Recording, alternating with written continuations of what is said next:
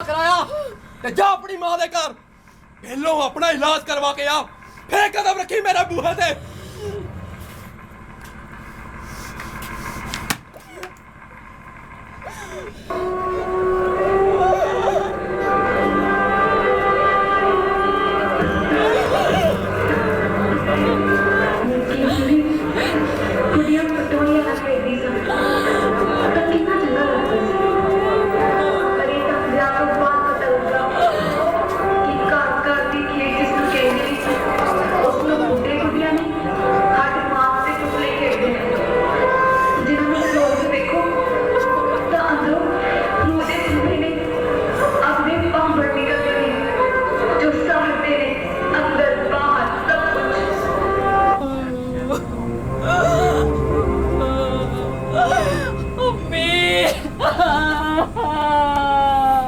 बस मेरी बच्ची बस।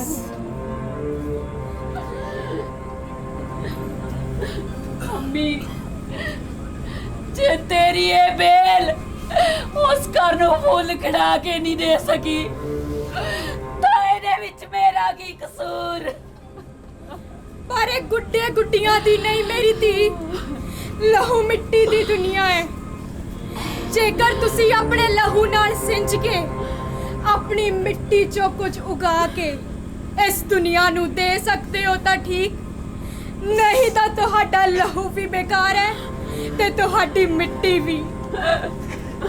अम्मी कोई बाबा आवे कोई फकीर आवे सारे मेरे ढिड तो लीरा चुक के वेखदे आ, कोई उस दी लक्कड़ नू क्यों नहीं खड़का के देखदा खारे कोण उसे नू लगा होवे। चुप बे हया औरत है, औरत वाली तमीज च रह। मैं हकीम जी नू लेके आया। हकीम जी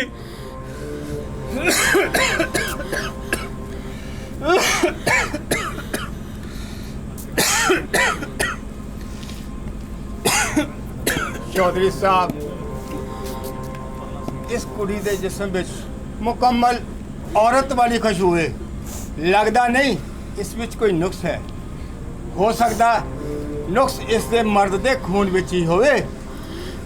ये तुसी की कह रहे हो हकीम साहब? हो भला मर्दां च भी अजिहे नुक्स सुनींदे ने? जिथे किते अजिही मुश्किल आवे ओ मर्द तू ही औरत ले आउंदा ते वेखिया भी उत्थे औलाद हो जांदी है। चौधरी साहब दूसरी जो आंदी है पहली दा हशर देख के बहुती बार औलाद नाल ही लेके आंदी है। वो वक्री गल है कि मर्दां नूं इसदा पता ही नहीं लगदा। इस औरत नूं औलाद तदी हो सकदी है जे इसदा मर्द बदल जावे या मर्द दा खून। हैरान करदे हो हकीम साहब। हो भला खांदे पींदे घरां दे गभरूआं च भी अजिहे नुक्स हुंदे ने? चौधरी साहब ਉਹ ਸੁਣਸੀ ਤਾਂ ਉਸਦੀ ਗੈਰਤ ਨੂੰ ਸੱਟ ਲੱਗ ਸੀ ਤੇ ਜੋ ਰੋਜ਼ ਮੇਰੀ ਗੈਰਤ ਨੂੰ ਸੱਟ ਵੱਜਦੀ ਏ। ਗੱਲ ਗੱਲ ਤੇ ਕਦੇ ਮੈਨੂੰ ਬੰਜਰ ਕਹਿੰਦਾ ਤੇ ਕਦੇ ਫੰਡਰ। ਤੂੰ ਚੁੱਪ ਕਰਕੇ ਬਹਿ। ਜਦ ਅਸੀਂ ਗੱਲ ਕਰ ਰਹੇ ਆ ਤਾਂ ਤੇਰਾ ਵਿੱਚ ਬੋਲਣ ਦਾ ਕੀ ਮਤਲਬ? ਹਕੀਮ ਸਾਹਿਬ ਜੇ ਮਿੱਟੀ ਤਗੜੀ ਹੋਵੇ ਤਾਂ ਮਾੜੇ ਤੋਂ ਮਾੜਾ ਬੀਜ ਵੀ ਪੁੰਗਰ ਪੈਂਦਾ। ਫਿਲਹਾਲ ਤੁਸੀਂ ਜ਼ਮੀਨ ਦਾ ਇਲਾਜ ਕਰੋ। ਪੈਸੇ ਧੇਲੇ ਦੀ ਫਿਕਰ ਨਾ ਕਰਨਾ। ਜਿੱਥੇ 1 ਲੱਖ ਸੀ ਮੈਂ 10 ਲਾਉਂ 10। ਠੀਕ ਹੈ ਚੌਧਰੀ ਸਾਹਿਬ ਫਿਲਹਾਲ ਇਸ ਲਈ ਮੈਂ ਪੁੜੀਆਂ ਦੇ ਦਿੰਦਾ ਹਾਂ। ਦੋ ਵੇਲੇ ਖਾ ਲਵੇ ਬਾਕੀ ਅੱਲਾ ਫਜ਼ਲ ਕਰੇ। ਖੁਦਾ ਹਾਫਿਜ਼। ਕੁਝ ਮਤ ਦੇ ਇਸ ਨੂੰ। ਉੱਥੇ ਮੂੰਹ ਬੰਦ ਰੱਖ ਕੇ ਰਹਿਣਾ ਸਿੱਖੇ ਤਾਂ ਪਾਣਾ ਮੇਰਾ ਖਰਾਬ ਕਰੇ।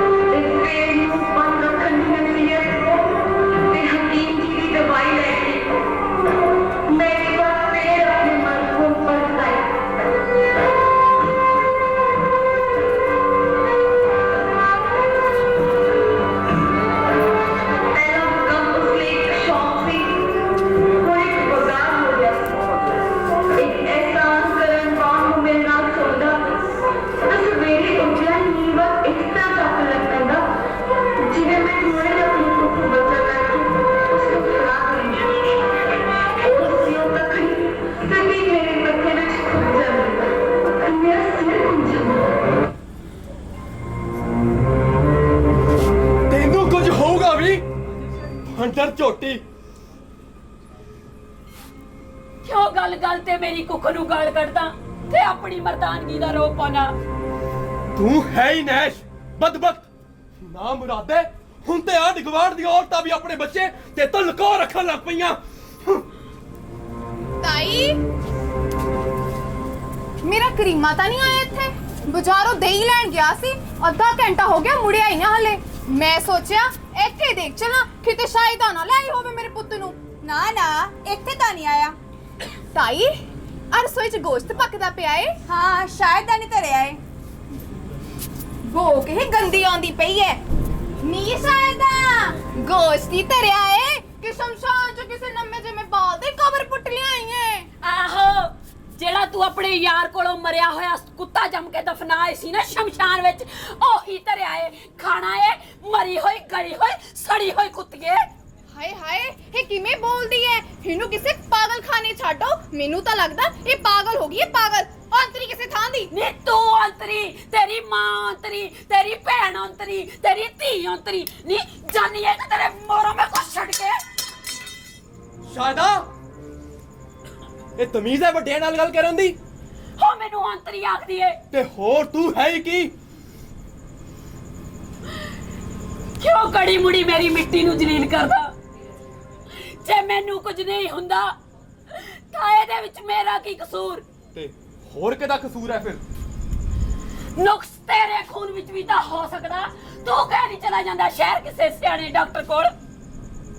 ਅੱਛਾ, ਤਾਂ ਹੁਣ ਤੈਨੂੰ ਮੇਰੇ ਚ ਕਾਨ ਨਜ਼ਰ ਆਉਣ ਲੱਗ ਪਈ। ਇਸ ਕੱਕ ਤੇ ਤੇਰੀ ਮਾਂ ਨੇ ਤੈਨੂੰ ਉਹਦੇ ਇੰਨੇ ਸ਼ੱਕ ਹੈ ਤੇਰੇ ਨਗੋਰੀ ਟੱਬਰ ਨੂੰ ਮੇਰੇ ਖੂਨ ਤੇ ਨਾ, ਤੇ ਕਹਿ ਆਪਣੀ ਮਾਂ ਨੂੰ ਪਹਿਲੇ ਉਹੀ ਪਰਖ ਲਵੇ ਮੈਨੂੰ। ਜਾ, ਮੈਂ ਨਹੀਂ ਰੱਖਦਾ ਤੈਨੂੰ।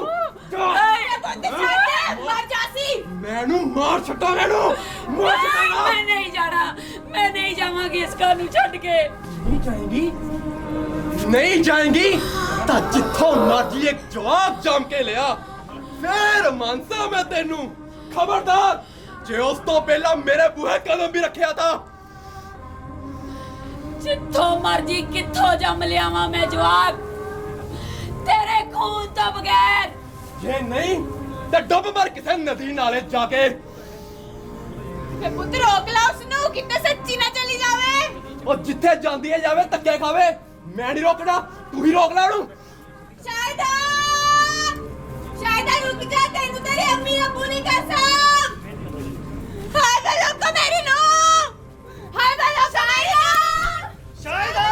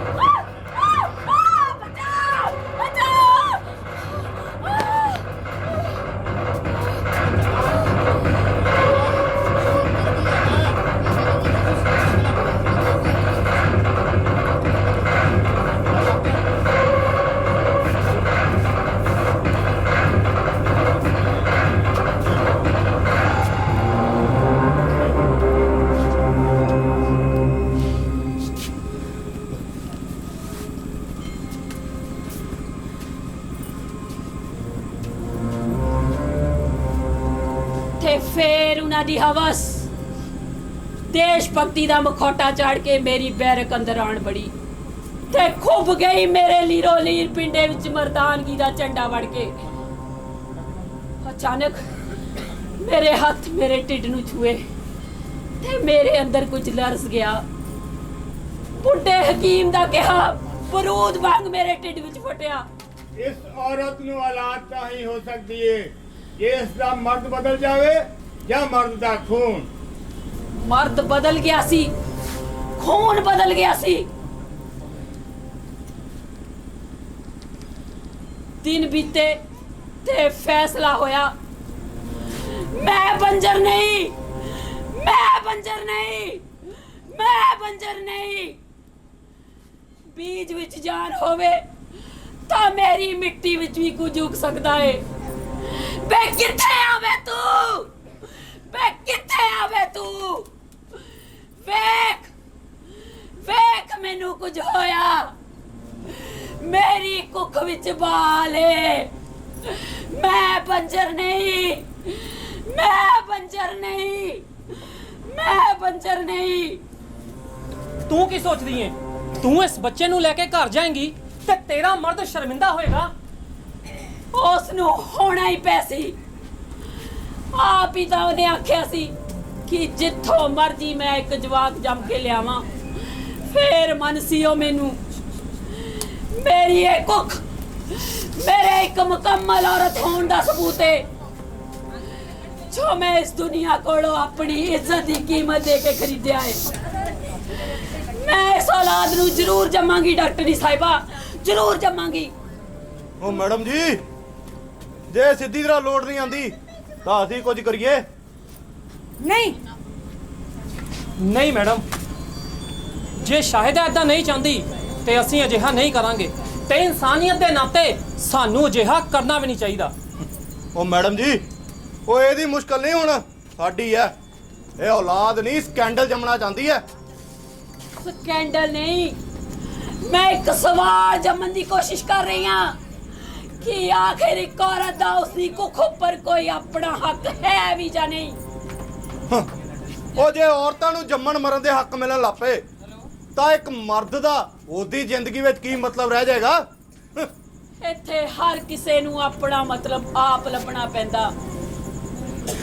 ਜਦੋਂ ਤੱਕ ਮੈਨੂੰ ਆਪਣਾ ਮਤਲਬ ਨਹੀਂ ਸੀ ਪਤਾ, ਮੈਂ ਕੀ ਸਾਂ, ਲੀਰਾਂ ਦੀ ਗੁੱਡੀ ਜਿਹਨੂੰ ਜਿੱਧਰ ਤੋਰ ਦਿੰਦੇ ਉਹ ਤੁਰ ਜਾਂਦੀ। ਪਰ ਹੁਣ ਮੈਂ ਆਪਣਾ ਮਤਲਬ ਲੱਭ ਲਿਆ ਏ। ਮੈਂ ਕੋਈ ਪਾਟੀ ਪੁਰਾਣੀ ਲੀਰ ਨਹੀਂ।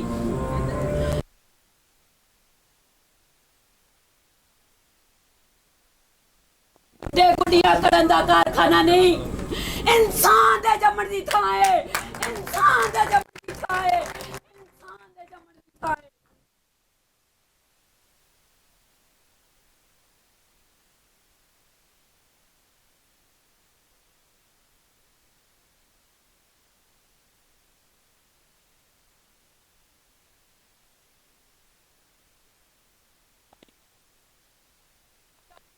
ਆਪਣੀਆਂ ਇਸ ਗੱਲ ਤੁਹਾਡੇ ਘਰਾਂ 'ਚ ਬੈਠੀਆਂ ਵੀ ਜਿਹੇ ਫੈਸਲੇ ਨਾ ਕਰਨ ਲੱਗ ਪੈਣ। ਤੂੰ ਕੀ ਕਰਦੀ ਹੈ ਸ਼ਾਇਦਾ? ਉੱਪਰ ਸਿਰਫ ਮੈਡਮ ਜੀ, ਕੁਝ ਕਰਨਾ ਹੀ ਪਏਗਾ। ਮਾਫ ਕਰਨਾ ਸਾਹਿਬ ਜੀ।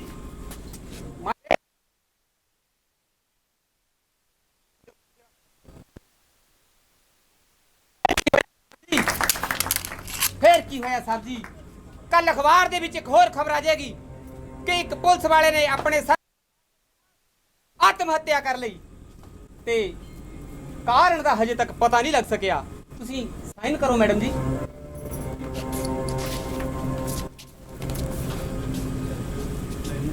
ਸ਼ਾਇਦਾ ਹੁਣ ਤੂੰ ਆਜ਼ਾਦ ਹੈ। ਜਾ ਜਾ ਕੇ ਦੱਸ ਦੇ ਆਪਣੇ ਮਰਦ ਨੂੰ ਤੇ ਸਮਾਜ ਨੂੰ ਕਿ ਔਰਤ